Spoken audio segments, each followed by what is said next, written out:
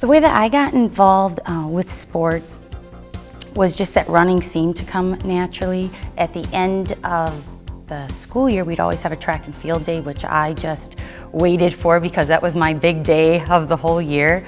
So it was one of those things that I kind of latched onto because I was pretty good at it.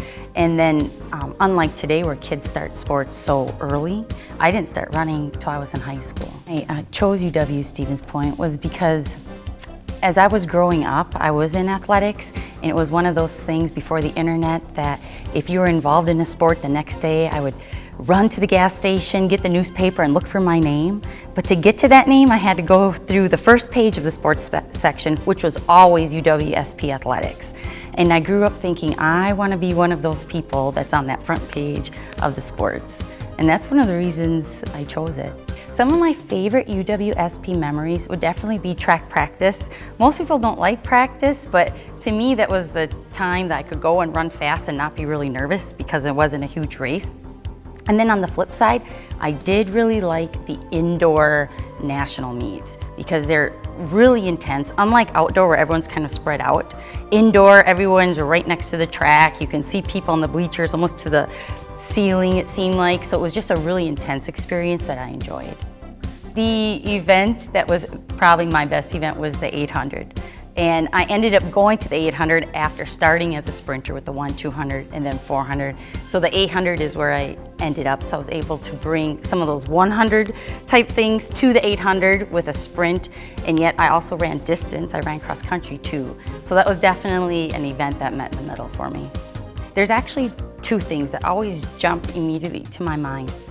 And the first one is winning the 800 at nationals my freshman year in college, because I had won the 400 at state when I was only 14 years old. And at that point, I didn't know what was going on.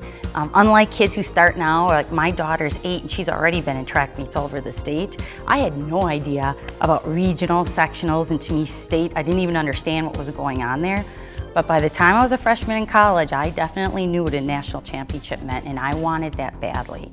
So I still can picture the girls in the race, and I know what it felt like to finish that race. It was a huge accomplishment for me. I broke the Call Fieldhouse record in Oshkosh, and that was a really good turning point for me because after my freshman and sophomore year at UW-SP, I took some time off, and when I came back, I had a really hard time getting my foot speed back. And that was the meet where when I was warming up, I went up to Coach Witt and I said, "Coach, my foot speed's back." And he's like, "Oh, okay, good luck." And when I ran that race, I just felt strong, I felt fast, I never even got tired, and I broke that record, which I had watched that record because in high school we ran there, and then in college we ran there, and when you walk into the Call Fieldhouse, it's the first thing you see. They have all their records up on the board, and I always thought, on a good day, I could get that record. So when I finally achieved it, it was a good accomplishment for me. My parents really were my major inspiration as far as they have such great work ethics and they never quit ever, whatever endeavor they choose, and I think I really followed that path.